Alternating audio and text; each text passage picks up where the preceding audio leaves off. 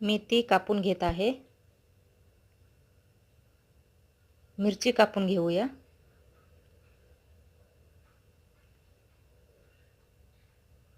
कोथिंबीर कापून घेऊया.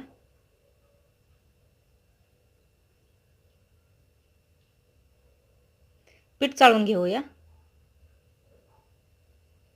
मीठ टाकूया थोडंसं.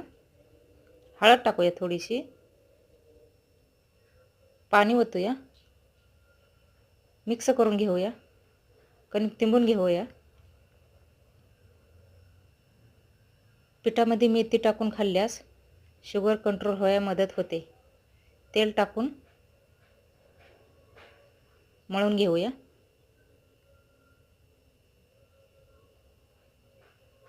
आता गोळा बनवूया. चपाती लाटून घेऊया. शुगर कंट्रोल व्हायला मदत होते.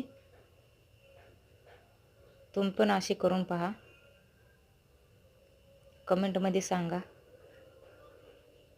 लाटून घेत आहे. लाटून झाला आहे. तेल टाकूया. भाजून घेऊया आता. आठवड्यातनं 3 दिवस तरी खावा. शुगर कंट्रोल व्हायला मदत होते. लाईक करा विसरू नका.